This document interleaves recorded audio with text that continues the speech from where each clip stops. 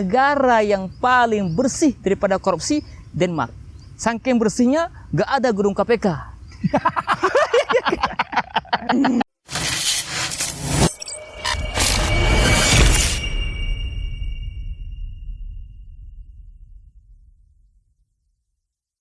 Oke, assalamualaikum warahmatullahi wabarakatuh. Alhamdulillah Rajut Project kali ini kedatangan tamu spesial, tamu yang bakalan banyak kita dapatkan ilmu, tentunya juga bisa kita mengulik beliau tentang pengalaman beliau. Dan tentunya siapa lagi kalau bukan Tengku Akhi ada di samping saya. Assalamualaikum Tengku. Waalaikumsalam warahmatullahi wabarakatuh. Gimana Tengku, sehat kabar Tengku? Alhamdulillah sehat, walafiat. Nah, kalau bicara Tengku Akhi ini, belakangan juga kita bisa melihat di medsosnya, Tengku Akhi ini sangat familiar di Kota Langsa, terutama di kaula muda. Terakhir Tengku Akhi juga kita bisa lihat beliau ini ada sedikit sejarah yang menarik, yaitu berpetualang di tanah Eropa. Sedikit Tengku, kita mau mendengarkan cerita kisah Tengku bisa menuju ke sana. Assalamualaikum warahmatullahi wabarakatuh. Waalaikumsalam. Alhamdulillah, salatan wassalamu ala rasulillah wa ala alihi wa sahbihi wa mawalah. Amma ba'du, terima kasih kepada Rajut Project ya, dan seluruh tim yang telah mengundang untuk podcast namanya, sharing lah. Jadi masalah ataupun kegiatan pengalaman perjalanan ke Eropa ini penuh dengan histori lah ya. Nah, ini dia nih. Yang pertama, saya orangnya suka jalan. Suka berpetualangan namanya ya. Jalan-jalan kan. Semasa di pesantren juga saya berkeinginan juga ke Malaysia, ke Brunei Darussalam. Alhamdulillah sudah dapat undangan zikir di Malaysia, begitu juga undangan zikir di Brunei itu hampir tiap tahun. Kemudian saya termotivasi juga dengan ada Ustadz Aceh, Ustadz Kondang, Ustadz Yusri Putih sama Tengku Mulyadi. Beliau sudah pernah berdakwah ke Eropa, ke Denmark. Jadi saya keinginan juga nih, kapan saya mau bisa ke sana.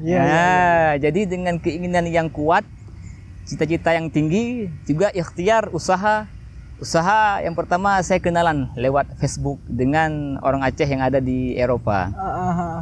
Kemudian dia tanya apa tujuan kemari. Saya bilang saya ingin mengembangkan ilmu, ingin memberikan zikir, dakwah dan pengajian. Mereka tertarik mereka. Alhamdulillah komunikasi terjalin hampir selama setahun lebih, dan saya diundang ke Denmark. Tepatnya waktu itu 2016 kalau nggak salah saya. 2016 pas puasa ke 21 saya berangkat.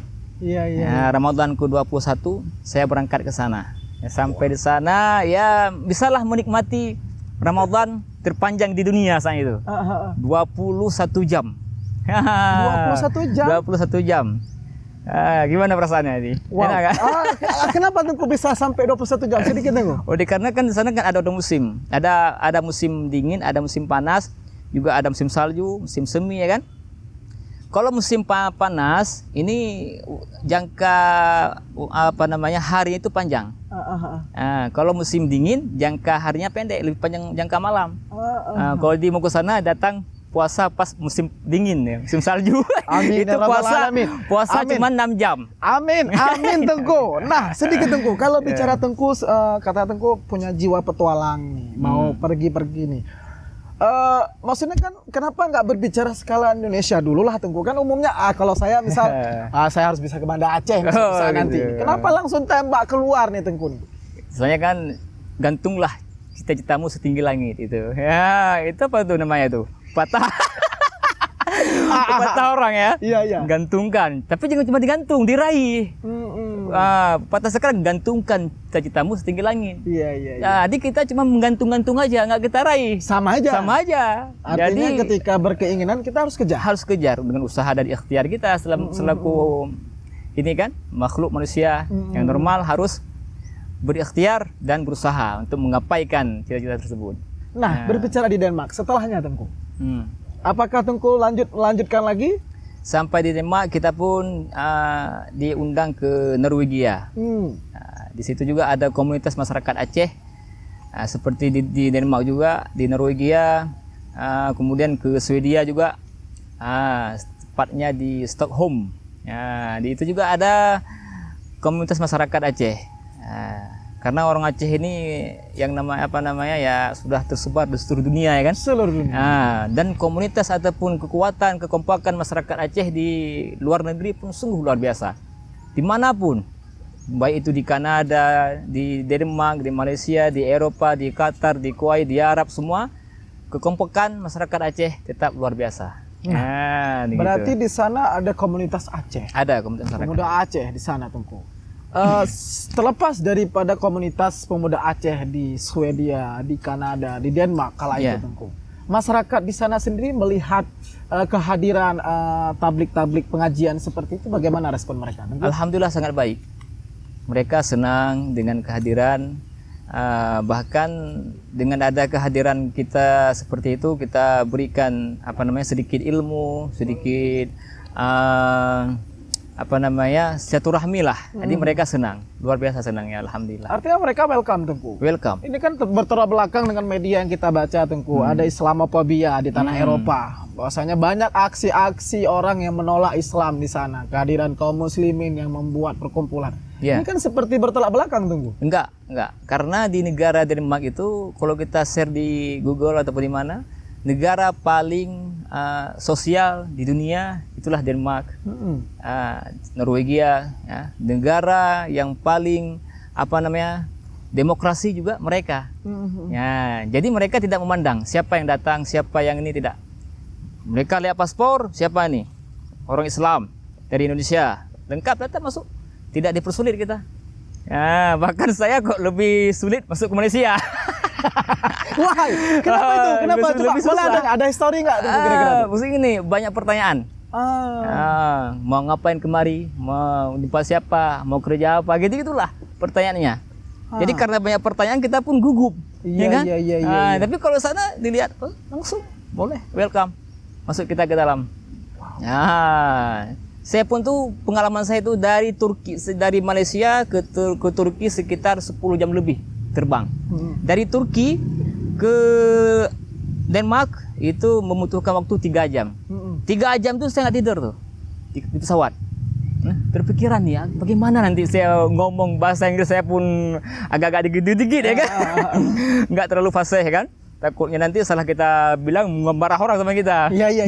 Jadi terpikir tuh bagaimana nih? Susah nggak? Bagaimana nanti mereka merespon kita orang Islam? Nah, seperti pikiran saya seperti juga di tadi. Apakah mereka nerima kita? Kita dilihat paspornya Islam. Iya. Tapi sampai ke sana, turun dari pesawat, mereka menebarkan senyuman. Berarti itu memang tidak ada, Tengku, ya. Kita baca Islamophobia di tanah Eropa itu memang tidak pernah terjadi, Tengku. Maksudnya gini, ada juga tapi tidak banyak. Tidak banyak. Dan di tempat-tempat tersebut pun ya jarang terjadi. Jarang. Kecuali ada satu kelompok. Ada kelompok yang memang kelompok tersebut mereka menambahkan Islamophobia. Kelompoknya ini mereka anti kepada Islam. Tapi kelompok tersebut kelompoknya tidak diizinkan oleh negara. Secara negara nasional mereka tidak dianggap ilegal. Nggak boleh ada yang namanya rasis, nggak boleh. Ini tidak ada. Ya namanya juga tetap ada lah yang bandel-bandel. Tidak, tetap ada. Ada juga. Yang mantapnya adalah negara menganggap ini tidak boleh terjadi.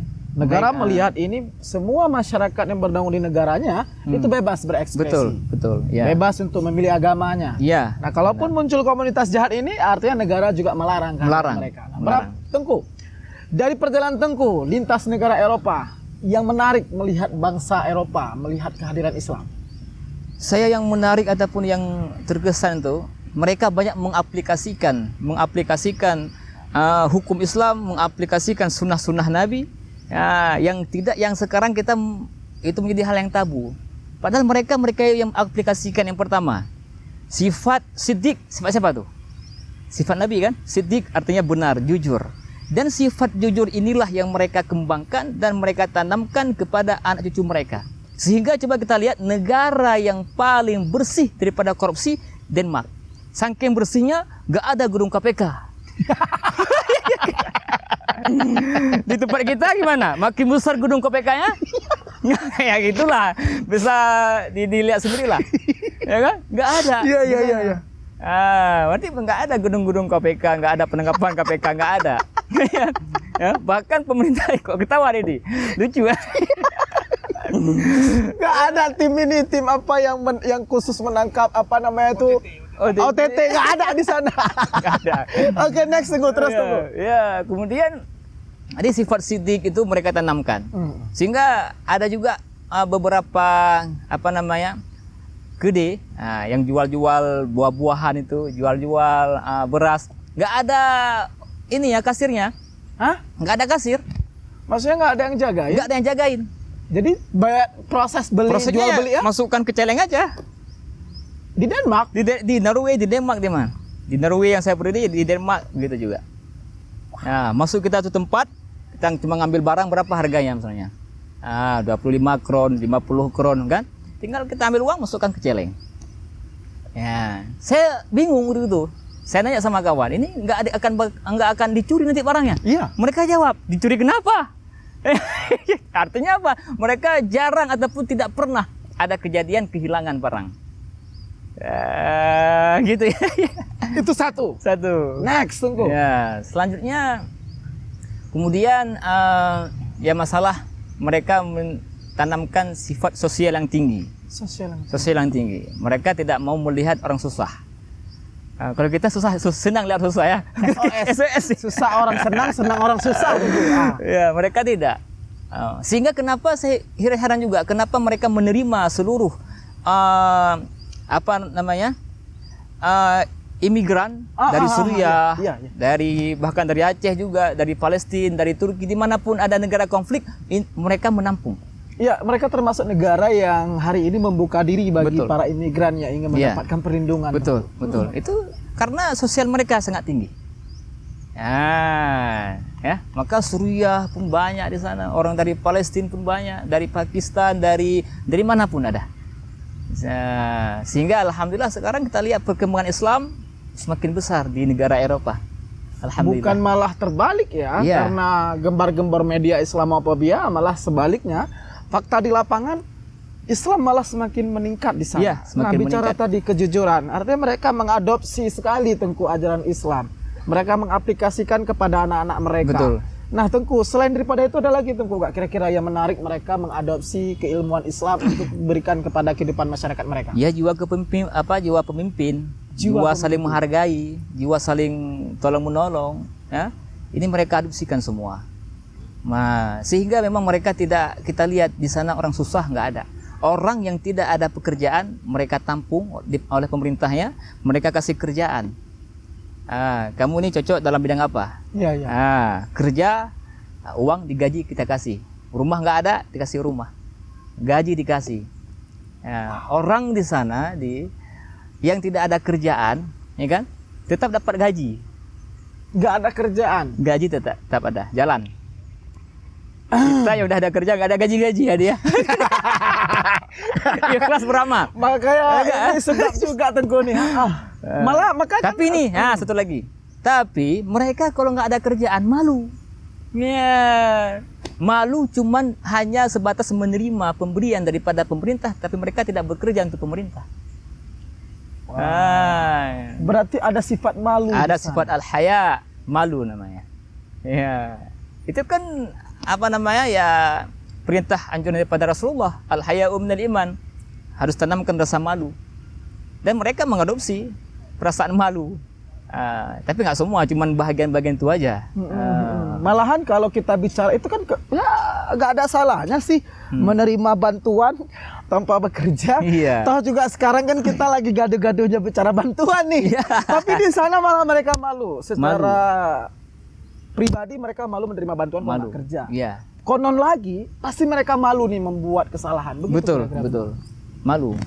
Menjadi aib. Di sana kalau sudah ada kita melakukan kesalahan, ini salah satu aib yang besar bagi mereka. Mereka mau lamar kerja, dilihat siapa namanya, terdata, namamu pernah membuat kesalahan.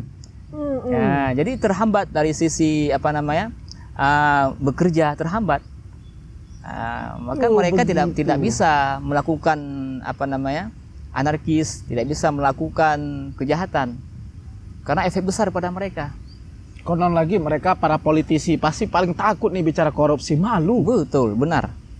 Diduga mereka korupsi, langsung malamnya pengumuman saya mengundurkan diri dari menteri, Jabatan dari politisnya. jabatannya. Ini belum korupsi, baru terduga. Baru terduga. Terduga. Nih. Diduga-duga. nih. Diduga-duga Belum nih. tersangka nih. Belum. Udah kadung malu. Udah, langsung dia buat pengumuman saya mengundurkan diri dari jabatan saya. Wow. Wow. Ya kan? Luar biasa ya. Berarti Tengku, selain pengalaman Tengku dalam memberikan pengajian, Tengku banyak mengambil hikmah dan pelajaran juga dengan orang-orang Eropa di sana, Tengku. Iya. Nah, ketika Tengku kembali ke Aceh, bagaimana maksudnya begini Tengku, kita kan kalau lihat pengalaman di luar, begini-begini loh. Nah, Tengku akhirnya balik ke daerah. Artinya Tengku banyak mengambil ilmu di sana dan Tengku tentu juga coba memberikan ya edukasi juga kepada orang-orang sekitar. Betul. Yang paling penting yaitu kesadaran. Bagaimana kita hadirkan kesadaran daripada masyarakat. Ini yang paling penting kali. Karena untuk mengubahnya sangat sulit. Sangat sulit. Maka harapan kita kan pemerintah ini bukan dia mikir untuk diri sendiri, mikir bagaimana puluhan tahun, ratusan tahun ke depan untuk anak cucunya. Tanamkan kesadaran sejak dini. Dari sejak TK ditanamkan kesadarannya, kemudian berlanjut sampai dia menjadi jabatan, orang pejabat-pejabat yang sadar diri. Kenapa? Karena sudah ditanam saat dia masih sekolah dasar.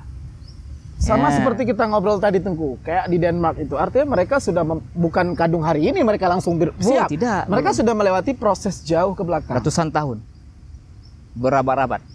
Mereka menjalani prosesnya sehingga terbentuklah sebuah negara yang demokrasi, yang sosial, yang paling tinggi di seluruh dunia. Yang seharusnya itu di negara Islam. Yang seharusnya di negara Islam. Ya, yang seharusnya. Tapi bukan kita salahkan Islamnya. Bukan. Ya, tapi sekarang oknumnya.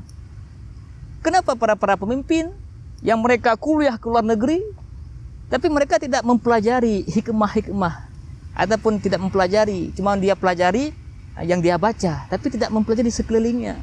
Tidak melihat.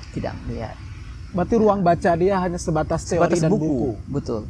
Padahal ada hal ilmu yang lebih besar ketika mereka membaca lingkungan di tanah Eropa yang mestinya kayak cerita Tengku bisa diadopsi di negara kita. Benar. Ya, inilah yang paling penting. Bagaimana kita tumbuhkan kesadaran daripada pemerintah, daripada masyarakat. Tapi kalau pemerintah nggak sadar, masyarakat mana mau sadar? Sama saja Tengku. Sama aja. Nah, bicara Tengku, kembali ke Aceh Tengku. Hari ini Tengku juga memimpin sebuah daerah. Salah satu pimpinan daerah termuda Tengku. Tantangannya Tengku kira-kira? Ya, tantangannya sih apa ya? Sebenarnya nggak ada tantangan. Kita sudah saya anggap pesantren itu merupakan salah satu dakwah saya. Yang dulunya saya keluar sana keluar sini, ketika sudah ada pesantren bisa menjadi ladang dakwah. Yang kita bisa mendidik para generasi-generasi yang insya Allah, dan harapan kita dalam satu orang itu bisa berdakwah dan memberikan ilmu kepada ratusan dan ribuan orang lain. Ya, jadi inilah hadis bisa ladang dakwah. Jadi dakwah ini nggak mesti di mimbar, ya kan? Nggak mesti dimanapun. Dan pesantren itu bisa kita jadikan ladang dakwah untuk kita. Itu harapan saya, adapun keinginan saya. Hadir di dalam pesantren, anak-anak, pada generasi-generasi ke depan yang mereka bisa berdakwah, mengembangkan Islam dimanapun mereka berada. Makanya saya sempat sharing sama Tengku jauh hari sebelum hari ini. Dalam kesempatan ini, Tengku membawa sebuah inovasi-inovasi baru. Selain juga mereka ditempah keilmuan agamanya, Tengku juga berkeinginan memberikan mereka juga ilmu yang juga berbicara tentang teknologi Tengku. Nah, kira-kira Tengku kenapa Tengku berpikir ke arah itu? Karena sesuai dengan zaman. Dengan zaman bagaimana? Jadi kita tidak bisa melawan era globalisasi seperti ini, nggak bisa kita lawan. Jadi apa juga kita jalani dan kita mencari solusi bagaimana. Sambil kita berjalan cari solusinya. Jadi inovasi itu pun muncul. Bagaimana anak-anak pesantren ini harus dia tidak gaptek dan dia harus harus terus ikut gaya zamannya, tapi dengan tidak meninggalkan Islamnya. Iya betul. Ikut gaya zaman silahkan, tapi Islam jangan tinggalkan. Nah, Tengku berarti salah satu orang yang ingin mendorong nih bahwasanya ya anak santri juga paham. Anak santri nggak gaptek. Iya, benar. Anak santri paham sekali dengan teknologi. Kan begitu Tengku. Betul. kira-kira. Iya. Apalagi kita bisa lihat sekarang bahwasanya peradaban ataupun dunia teknologi yang semakin maju. Nah, Tengku melihat di sini bahwasanya santri-santri juga harus mampu menguasai ini sehingga mereka bisa lebih fleksibel lah. Benar. Lebih benar. bisa beradaptasi Iya. dengan keadaan zaman. Nah, sedikit Tengku, saya sempat ke Dayah Tengku. Yang menarik di Dayah Tengku adalah saya melihat banyak santri-santri laki-laki yang kalau saya lihat latar belakang mereka adalah mereka yatim. Iya, benar. Begitu cintanya Tengku terhadap anak yatim. Ya, itu kan sesuai dengan anjuran Nabi ya kan. Orang yang memuliakan anak yatim maka dia akan bersamaku. Nah, seperti inilah dekat ya dengan Nabi. Kan sepertinya saya dengan Pak Wali Kota gini ya. Berarti kan dekat kali ya. Kan? Iya. Ya, tapi kita bangga. Apakah kita nggak bangga kalau Nabi sudah menunjukkan orang yang memelihara anak yatim, yang memuliakan anak yatim seperti dengan saya. Nah, maka kita harus bangga dan kita harus senang dengan cara kita menyantuni anak yatim, berkasih sayang dengan anak yatim. Maka di pesantren saya hampir rata-rata kebanyakan anak yatim yang dari kurang mampu, mereka belajar di tempat saya, sekolah, mengaji, tidak kita ambil uang bulanan ataupun iuran. Jadi dia makan gratis, ngaji gratis, sekolah gratis, semua gratis. Ya, itu untuk ya kita ke semampu kita nih. Iya, Semampu kita beramal, ya kan? Iya. Mungkin dengan itu kita masuk surga di. Iya, Bukan iya, dengan iya. sholat, bukan dengan puasa di. Ada jalur lain Ada. menambah kita biar memudahkan langkah begitu Tengku. Betul. Nah, Benar. Tengku, kalau saya lihat Tengku di sana saya sempat melihat banyak santri-santri. Nah, Tengku sangat dekat dengan mereka. Ya, Tengku sangat dekat. Saya melihat waktu kita berkumpul kemarin, Tengku juga bisa di luar daripada pengajian, Tengku malah sangat emosional kalau dengan anak-anak santri. ya. Ini juga saya melihat di sana ada santri-santri kecil-kecil, Tengku, siapa namanya Tengku yang sangat menjadi favorit Tengku? Si malahan. Haikal. Haikal. Anak Nah, kecil. Haikal itu Tengku. Nah, ini kan bukti Tengku sangat dekat dengan anak-anak. Iya. Nah, mengarah ke depan kemari Tengku, saya melihat ada program di sana. Program sejenis ekonomi yang sangat baik, yaitu penanaman Hidroponik. kebun hidroponik. Itu dari mana tuh muncul idenya tuh? Muncul hidroponik. Yang pertama itu kan lebih kepada sayur-sayuran untuk dikonsumsi. Jadi dengan adanya hidroponik, maka saya bisa memberikan sayurannya nggak mesti kita beli lagi. Jadi ada penghematan dana untuk pesantren. Wah, itu yang pertama. Yang kedua untuk ya edukasi anak-anak ini. Perkembangan zaman juga itu kan. Nah, yang dulunya tuh kalau tanam ini harus di tanah gitu. Sekarang bisa tanam di air. Ya, kan? Dan yang kelola Inovasi itu ada anak santri. anak santri juga. Anak santri. Dia yang mereka yang nanam nanti kan, mereka yang bibit, mereka yang panen, mereka yang kontrol.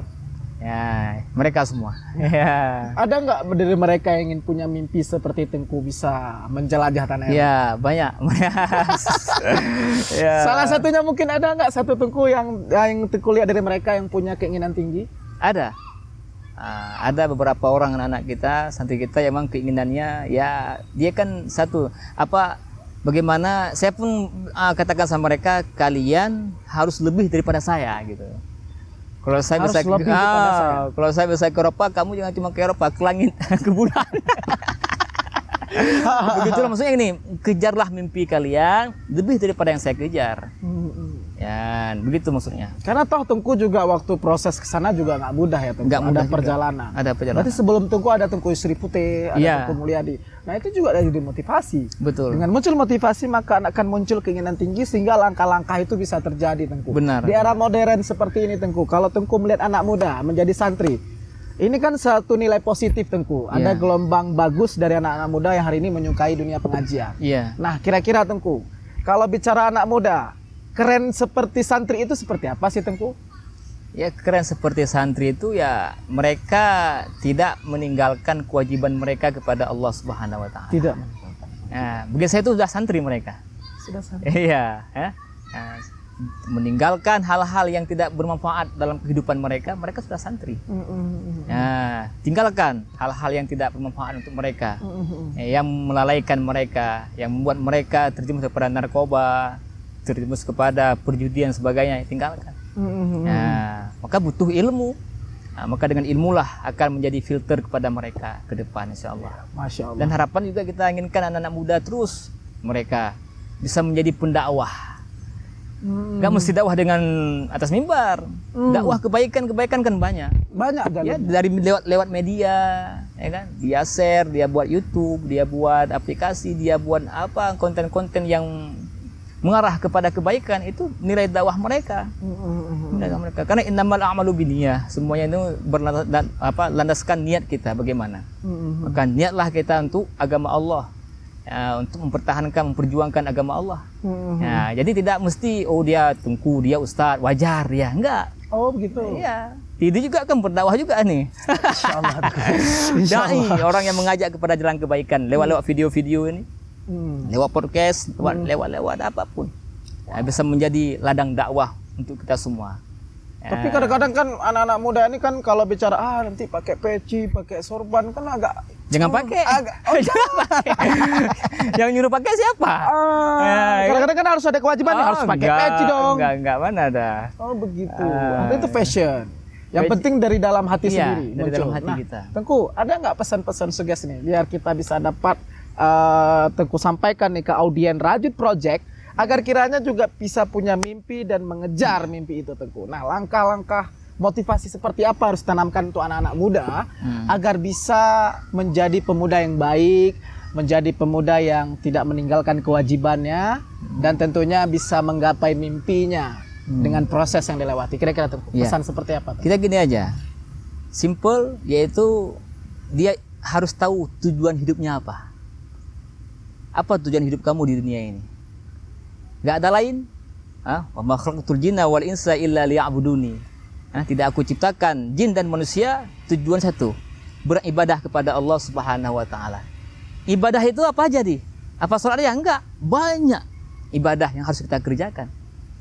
Dan ibadah tersebut harus berlandaskan dengan ilmu pengetahuan kita. Maka kalau kita sudah tahu apa tujuan daripada hidup kita, maka kita pun akan berjalan sesuai dengan tujuan kita. Kita mau kemana? Ke Banda Aceh. Kalau ke Banda Aceh kita naiknya ke Medan terus ke Kota Caneng, nggak nyampe Banda Aceh. Iya. Sampai ke Jakarta sana. Udah nyasar. Ya, nyasar kita. Nyasar kita. Kenapa? Karena kita sudah keluar daripada tujuan. Itu namanya orang hidup tanpa ada tujuan.